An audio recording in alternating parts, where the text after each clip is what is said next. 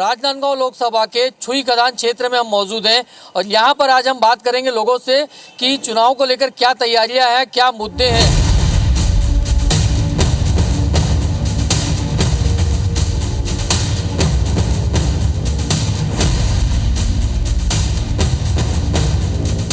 बात करते हैं चुनाव की और सबसे पहले बात करेंगे बीजेपी की, क्योंकि यदि देखा जाए तो राजनांदगांव लोकसभा में वर्तमान में जो सांसद है बीजेपी से हैं और 9 सिटिंग सांसदों में से जिन 2 सांसदों को बीजेपी ने रिपीट किया उसमें एक सांसद राजनांदगांव के हैं संतोष पांडे और छुईखदान भी राजनांदगांव लोकसभा क्षेत्र में आता है। तो सीधा बात करते हैं कि पहले क्या मजबूती आपको लग रही है, बताइए किस प्रकार से आप दावा कर रहे हैं कि दोबारा आपको फिर से मौका मिलेगा, यहाँ पर जनता आपको मौका देगी।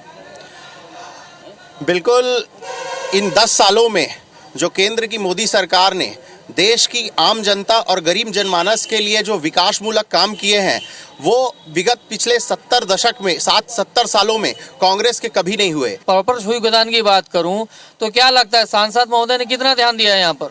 आज छुईखदान नगर पंचायत क्षेत्र में और छुईखदान ब्लॉक में आप जहां भी जाएंगे जो भी विकास मूलक ठोस काम हुए हैं वो भारतीय जनता पार्टी की सरकार और वर्तमान में सांसद जी की क्रियाशीलता का ही परिणाम है। सांसद जी ने गांव-गांव में सौर ऊर्जा के माध्यम से चौक चौराहों को प्रकाशित किया है। उसके साथ में कई प्रकार के मंच, चारों तरफ रोड का निर्माण किया है छोटे छोटे गाँव में। विपक्ष की बात कर लेते, कांग्रेस के जिला अध्यक्ष भी हमारे साथ मौजूद हैं। क्या लगता है जो दावे हैं बीजेपी के और पिछले 5 साल से सांसद यहाँ पर हैं बीजेपी के, कितना ध्यान दिया है छुईखदान को लेकर उन्होंने?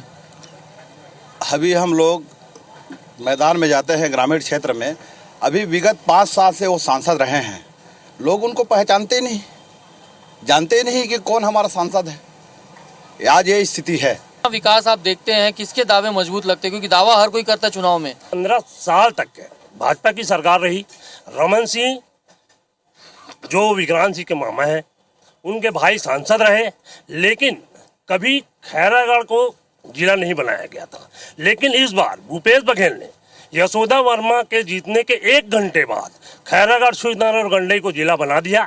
बताइए आप क्या कहेंगे? जी, जैसे कि अभी कांग्रेसी भाई साहब ने कहा कि खैरागढ़ को जिला बनाया, तो मैं बताना चाहता हूं आपके चैनल के माध्यम से, ये वही जिला है जिसमें बतौर शर्त भूपेश बघेल ने खैरागढ़, छुईखदान, गंडई जिला को जिला घोषित किया था। हार के डर में उपचुनाव में भूपेश बघेल पूर्णतः आश्वस्त हो चुके थे कि हमारे जो उपचुनाव के प्रत्याशी थे कोमल जंघेल जी, उनसे उनके प्रत्याशी हार रही थी। और रही बात पहचान की संतोष पांडे की, संतोष पांडे लगातार दिल्ली में आवाज़ उठाते रहे हैं छत्तीसगढ़ के लिए, और भूपेश बघेल जो जान और पहचान की बात कर रहे हैं ना, ये वही हार है जिसके लिए भूपेश बघेल खैरागढ़ विधानसभा में गली गली घूमे थे, इसलिए वो अपना पहचान बता रहे हैं। और इसके साथ खैरागढ़, छुईखदान, गंडई जिले में जिस प्रकार कैबिनेट मंत्रियों ने हर मंच में ये कहा था कि छुईखदान को, खैरागढ़ को और गंडई को पूरे अस्मिता के साथ उनके मान सम्मान को देखते हुए, सबके अधिकार को रखते हुए सभी जगह को बराबर कार्यालयों का बंटवारा किया जाएगा। लेकिन 2 साल उनके पास समय रहते किसी भी प्रकार का कार्यालय न छुईखदान को मिला है और न गंडई को मिला है, नाम मात्र के लिए जोड़कर रख दिया गया है। व्यापारिक दृष्टिकोण से देखा जाए तो कितना डेवलपमेंट हुआ है यहाँ पर और क्या देखती है यहाँ की जनता लोकसभा के हिसाब से? लोकसभा के हिसाब से यहाँ की जनता बीजेपी के फेवर में है और संतोष पांडे जी ने जो 5 साल से रुका हुआ रेलवे का काम था उसको उन्होंने फिर से जारी करवाया है और शीघ्र वो काम चालू होने वाला है रेलवे का। तो उससे क्या है, इस क्षेत्र का सर्वांगीण विकास होगा और ये पूरा सारा देन संतोष पांडे जी का है और बीजेपी का है। जी, क्या कहेंगे आप, बताइए किस प्रकार का यहाँ पर देख रहे हैं ओवरऑल? जैसा कि बात आपने कांग्रेस की भी सुनी, कुछ युवा मतदाताओं की भी सुनी, न्यूट्रल लोगों की भी सुनी, तो किस रूप से देख रहे हैं डेवलपमेंट आगे और फोकस आप लोग कर रहे हैं? जो लगातार डेवलपमेंट संतोष पांडे जी के और नरेंद्र मोदी के कार्यकाल में उनके नेतृत्व में हो रहा है। छुईखदान में 50 बेड का नया हॉस्पिटल केंद्र की तरफ से आया हुआ है और लगातार क्षेत्र का विकास हो रहा है, लगातार सड़कें बन रही हैं, लगातार क्षेत्र में अलग अलग निर्माण हो रहे हैं। और जो अद्वितीय है और केंद्र में संतोष पांडे जी जाके राजनांदगांव लोकसभा की आवाज़ बन के वहाँ लगातार बोल रहे हैं और उनके साथ ही वो राजनांदगांव लोकसभा के साथ साथ पूरे छत्तीसगढ़ की अलग अलग बस्तर की भी आवाज बन के वो वहाँ बोल रहे हैं पूरे तरीके। चलिए आपको क्या लगता है, आप पत्रकार भी हैं, तो किस रूप से देखते हैं यदि हम न्यूट्रल वे में बात किया जाए? बीजेपी कांग्रेस अपने अपने दावे करते हैं, और यदि क्षेत्र की बात देखें, चाहे राजनांदगांव लोकसभा की बहुत बड़ा क्षेत्र है होता है, तो किस रूप से देख रहे हैं, क्या कहेंगे यहाँ पर? छुईखदान के विकास के मामले में कहीं ना कहीं कांग्रेस अपना पक्ष रख के दिखाई है कि मैं 70% काम तो छुईखदान विकास के लिए किया हूँ। लेकिन जिला बनाने से खाली काम नहीं होता ना, कार्यालय खुलने चाहिए, कार्यालय नहीं खुले। छुईखदान में कृषि महाविद्यालय बन के तैयार है, यहाँ से आपके सामने जवाब है, बताइए। 50 बिस्तर हॉस्पिटल जो बने हैं, सरकार बने 3 महीने हुए हैं भाजपा के, भारतीय जनता पार्टी के सरकार। बोलने दीजिए उनको भी। भारतीय जनता पार्टी आपके पास भी आऊंगा भाई साहब, 1 मिनट मौका दिया ना, इनको भी बोलने दीजिए, आऊंगा आप लोग के पास भी। चलिए बताइए, आप पूरी बात करिए। भारतीय जनता पार्टी को अभी वापस आए। क्या लग रहा है मुद्दा, क्या लग रहा है, किस दिशा में जा रही है राजनीति राजनांदगांव लोकसभा की? राजनांदगांव की राजनीति जो है, आज एक सक्रिय व्यक्ति और एक निष्क्रिय व्यक्ति, इसके बीच में फैसला होना है, इसके दिल में बसा हुआ है।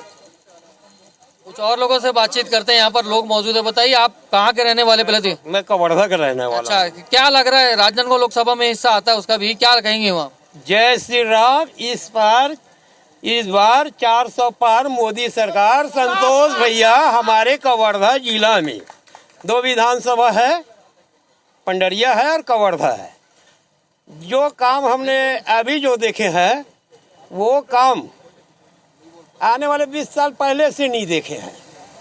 और हमारी तरफ कवर्धा जिला में संतोष भैया का ही हमारे यानी बोल चाल, आना जाना, हर चीज़ काम के लिए।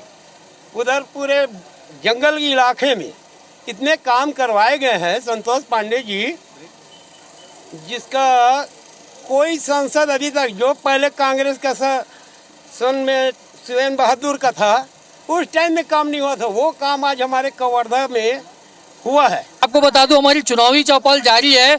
इस बीच हमारे साथ कुछ बच्चे अभी मौजूद है जो पहली बार वोट डालेंगे। बताइए, आप लोग शायद पहली बार वोट डालेंगे। आप नीचे आ जाइए, 1 मिनट नीचे आ जाइए। आप पहली बार वोट डालेंगे इस बार?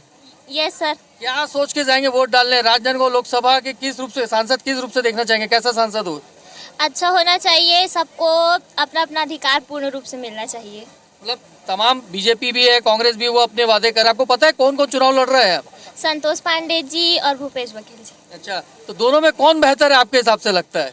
अब सबका अपना अपना कार्य है, जो ज्यादा अच्छे से करने का कोशिश करेगा उसको। देखिए, ये स्मार्ट बच्चे हैं, ये बोलेंगे नहीं कि वो किसके साथ है, लेकिन ये जरूर कह रहे हैं कि विकास होना चाहिए। तो ये समझा जा सकता है कि जो राजनांदगांव लोकसभा की हम बात कर रहे हैं, छुईखदान में हम मौजूद हैं और यहाँ पे तमाम लोगों से हम बातचीत कर रहे हैं। चुनावी चौपाल के तहत बात कर रहे हैं कि क्या माहौल है, किसके पक्ष में ज्यादा माहौल है। यहाँ रुकेंगे एक छोटे से ब्रेक के लिए, ब्रेक के बाद हमारी खास पेशकश जारी रहेगी। आप यहीं के रहने वाले हैं? कहाँ के रहने वाले हैं? अहिवारा के हैं। चलिए, कोई बात नहीं। माहौल किसका लग रहा है, लेकिन ये बताएंगे वहाँ पर? वहाँ भी वही हाल है जो बता रहे हैं माताराम, वही कंडीशन सब है जी। आप कुछ कहना चाह रहे हैं, बताइए क्या स्थिति है? भाजपा की स्थिति है सर, क्योंकि कांग्रेस के राज में बाथरूम करने के लिए एक भी तक जमीन नहीं दी है उन्होंने, उन्हीं के घर में ईटा रखने के लिए नहीं दी। नरेंद्र मोदी सर जो आए हैं, वो ईटा रखने की बात कर, लेटरिन बाथरूम एक आवास योजना दिए, और कांग्रेस बोलती है कि 5 किलो चावल दे रहा है नरेंद्र मोदी। सांसद को लेकर क्या कहेंगे आप? सांसद के लिए यही कहेंगे कि संतोष पांडे जी जीत रहे हैं, क्योंकि रेगुलर आते हैं आप लोग के बीच में? रेगुलर तो देखे नहीं है, लेकिन आते हैं, वो आते हैं तो मिलते हैं मेरे साथ, मेरे ऑफिस में, मेरे साथ में। चलिए, आपके साथ बैठे हैं, लेकिन कुछ और लोग यहाँ पर हमारे साथ मौजूद हैं, उनसे बातचीत करते हैं। क्या लग रहा है पूरे राजनांदगांव लोकसभा का माहौल क्या दिख रहा है इस बार आपको? इस बार राजनांदगांव लोकसभा में पूरा मोदी लहर है। पूरे देश के लोग राजनांदगांव के साथ, चाहे वो गांव के हो चाहे शहर के हो, सभी लोग चाहते हैं कि फिर से इस देश के अंदर मोदी की सरकार है और हमारे प्रधानमंत्री के रूप में आदरणीय मोदी जी प्रधानमंत्री बने। ये सबकी सोच है और साथ ही साथ राजनांदगांव लोकसभा की सब जनता के, आम लोगों का ये राय है कि इस बार फिर से हम संतोष पांडे को सांसद के रूप में देखेंगे और इस क्षेत्र के आवाज़ लोकसभा में गुंजाएंगे। ये बात लोगों का कहना है। लोकसभा की आपने बात की, मैं उसको जोड़ता हूँ, विधानसभा में ये जादू क्यों नहीं दिखा फिर? विधानसभा का विषय अलग है, लेकिन विधानसभा में हमारी सरकार बनी है। पूरे प्रदेश में भारतीय जनता पार्टी की सरकार बनी। निश्चित तौर से कुछ विधानसभा में हम पीछे रहे हैं, लेकिन इस बार भारतीय जनता पार्टी की सरकार बनने वाली है पूरे देश में पुनः। चलिए कांग्रेस भी के पक्ष ले लेते हैं। इलेक्ट्रोल बॉन्ड की बात भी आपने सुनी है और कोमल जंगल जी की बात भी सुनी कि पूरे प्रदेश में नहीं पूरे देश में मोदी लहर है। क्या कहेंगे आप? मैं ये बोलना चाहता हूँ, जो अभी सांसद वर्तमान सांसद रहे संतोष पांडे जी, मैं उन्हीं कोमल जंगल से पूछना चाहता हूँ जो लगातार 5 साल तक के सांसद संतोष पांडे जी ने राजनांदगांव जिला में सांसद रहा है, तो क्या वही संतोष पांडे जी लगातार, मैं सुना नहीं हूँ कि या किसी ब्लॉक के अंदर में संतोष पांडे जी कोई कार्यक्रम में सम्मिलित हुए हैं या किसानों का मुद्दा आज तक केंद्र में क्यों नहीं उठाया। आज ये पूरे क्षेत्र में ओलावृष्टि हुआ है, मैं किसानों का बेटा हूँ और किसान का पुत्र हूँ। ये लोग क्या करते हैं?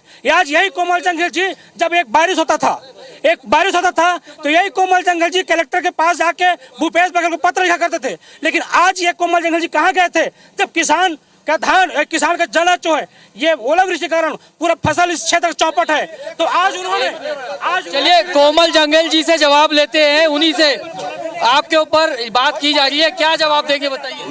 मैं ये जवाब देना चाहता हूँ। अभी 2022 में पिछले बार उपचुनाव हुआ था, यही भूपेश बघेल है जो झूरा नदी में जाकर भाषण दिया था और जनता ने उसे नकार दिया था। झूरा नदी में भारतीय जनता पार्टी की तगड़े से जीत हुआ था। उपचुनाव जैसे चुनाव में जहां पर उनके मंत्री थे, मुख्यमंत्री थे, उसके बाद भी विधानसभा में झूरा नदी में बुरी तरह हार हुआ है। इसका हार का कारण ये जो बोल रहे हैं जिला पंचायत सदस्य के पति, वो बताए, क्योंकि जिला पंचायत निष्क्रिय रहा है। इस क्षेत्र में जिला पंचायत रहते हुए भी कोई काम नहीं किया है। क्या लग रहा है राजनांदगांव? भारतीय जनता पार्टी जो कहती है वो करती है। भारतीय जनता पार्टी जो कहती है वो करती है। सांसद के तौर पर सांसद पांडे जी ही आएंगे। चलिए क्या कहेंगे आप बताइए। जिस प्रकार से बात करें, लाठी डंडे की बात आ गई है वहाँ। भाई साहब ये शुरुआत तो बीजेपी ने करी है।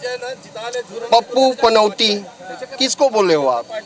संस्कार आपने खोया है, कांग्रेस ने नहीं खोया है। आप किसी को भी कुछ भी, आज एक व्यक्ति को लेकर आप ये कर रहे हैं, ऐसा नहीं है। शुरुआत वहीं से हुई है। आप एक युवा है, क्या लगता है महंगाई है या और कुछ मुद्दा है बताइए। बेरोजगारी बढ़ती जा रही है, महंगाई बढ़ती जा रही है, दोनों बढ़ रही है। कौन जिम्मेदार है इसके लिए? नरेंद्र मोदी और कोई नहीं। अच्छा, हम लोग बेरोजगार घूम रहे हैं, बेरोजगारी बढ़ा रहे हैं और कुछ नहीं है। और यहाँ कीमत बढ़ता जा रहा है हर चीज का। चलिए और भी लोगों से बातचीत करते हैं। बाबूजी, व्यापार के दृष्टिकोण से देखा जाए तो क्या लगता है देश का व्यापार किस दिशा में जा रहा है? राजनांदगांव या छुई खदान की हम बात करें तो आप लोग एज ए पत्रकार सभी से आप लोग जो इस प्रकार के जो बातें लेना चाहते हैं, आप खुद एहसास नहीं करते कि व्यापार कहाँ चला गया, यहाँ बेरोजगारी कितनी इसमें चली गई, इसको भी तो एहसास करना चाहिए आप लोगों को। रह गया सवाल इलेक्ट्रल बॉन्ड के ऊपर में बात आती है। आपने अभी मेरे सामने पूछा कि भाई ये तो कांग्रेस भी लेती है, दूसरी पार्टी भी ले रही है इलेक्ट्रल बॉन्ड में, तो भैया कांग्रेस या दूसरी पार्टी लेती है वो चोरी कर रहा है, बीजेपी तो डाका डाल रहा है 8,000 करोड़ में। ये तो सीधा ये कर रहे हैं ना, इसको भी तो समझना पड़ेगा ना। ये लोग तो, इसको सजा मिल गई। अगर इनने भ्रष्टाचार किया था तो इसके 10 साल पहले कांग्रेस को नीचे उतार दिया गया। क्या कहेंगे फाइनल कमेंट? मैं बोलना चाह रहा हूँ, जो आज होल्डिंग में टंगा हुआ है 18 लाख परिवारों को आवास दिया जा रहा है, लेकिन ये सिर्फ होल्डिंग तक सीमित रह गया। आज किसी परिवार को आप ग्रामीण स्तर में जा पूछो कि एक बार आवास पैसा मिलने के बाद दोबारा उनका पैसा डाल रहे हैं, वो जनप्रतिनिधि खोजते जा रहे हैं। ये क्या बात है? सिर्फ 18 लाख आवास सिर्फ नरेंद्र मोदी जी का सिर्फ होल्डिंग तक सीमित रह गया है। ये क्या बात है? क्या कहेंगे फाइनल कमेंट? मैं यही बोलना चाहूंगा कि 1993 में इनकी एनडीए यूपीए की सरकार ने नारा दिया था, मिले मुलायम काशी राम, हवा में उड़ गए जय श्री राम। उस समय हमारी श्रद्धेय सुषमा स्वराज जी ने जवाब दिया था कि एक समय आएगा जब भारतीय जनमानस की और सनातन की आस्था जागेगी और नारा लगेगा कि कहां गए मुलायम काशी राम, सब बोलेंगे जय श्री राम। आज फाइनल कमेंट लूंगा कोमल जी, आपसे बताइए। लास्ट बताऊं, फिर से मोदी है, देश के अंदर मोदी की सरकार बनने वाली है। और मोदी की जो लाभ है, भले कांग्रेसी लोग कुछ भी बोले, लेकिन सबको लाभ मिला है मोदी की सरकार में। चाहे वो किसान सम्मान निधि हो, चाहे आवास की बात हो, चाहे आयुष्मान भारत हो, हर प्रकार की योजनाओं का लाभ सबको मिला है। लोग बोलते हैं ना 15 लाख की बात के लाभ मिल चुका है लोगों को। और मैं ये कहना चाहता हूँ कि आज जो छत्तीसगढ़ में भारतीय जनता पार्टी की सरकार है, आने वाले समय में भूषण साय के द्वारा, हमारे मुख्यमंत्री के द्वारा अनेक प्रकार के लाभ मिलेंगे। और साथ ही साथ इस लोकसभा में मैं बोलना चाहता हूं कि इस बार भूपेश बघेल के बोरिया बिस्तरा बांध करके वापस होने वाले भाजपा कार्यकर्ता और गांव की जनता संतोष पांडे जी को फिर से यहां के सांसद बनाने के लिए तैयार खड़े हैं। चलिए, तमाम लोगों से हमने बातचीत की है, इस चुनावी चौपाल में चर्चा की है, बीजेपी से, कांग्रेस से, आम जनता से, महिलाओं से, और ज्यादातर जहां तक बात करें महिलाओं का तो साफ कहना है कि चाहे विधायक हो चाहे सांसद हो, सिर्फ चुनाव के टाइम आते हैं, बाकी टाइम उन तक नहीं पहुंचते हैं। युवाओं का जरूर मिला जुला असर मिला है, कुछ लोग कह रहे थे कि रोजगार मिला है, कुछ बोल रहे कि रोजगार नहीं मिला है। जहां तक बीजेपी कांग्रेस की बात है, वो दोनों एक दूसरे के ऊपर आरोप लगा रहे हैं। और स्थानीय लोगों की बात करें, जो पत्रकार है, बुद्धिजीवी वर्ग से आते हैं, उनका कहना है कि सब अपने अपने वादे करते हैं, काम भी करते हैं, लेकिन छुई खदान का जिस तरीके से विकास होना चाहिए वो विकास अब तक नहीं हुआ है। और यहाँ की जनता वो उम्मीद में है कि चाहे सांसद हो, चाहे विधायक हो, चाहे प्रधानमंत्री हो, चाहे मुख्यमंत्री हो, इस क्षेत्र की जनता चाह रही है कि यहाँ का पर्याप्त विकास हो। और चुनावी चौपाल में इसी विषय पर चर्चा हुई है। हमारी खास पेशकश में फिलहाल इतना ही। आप देखते रहिए IBC 24।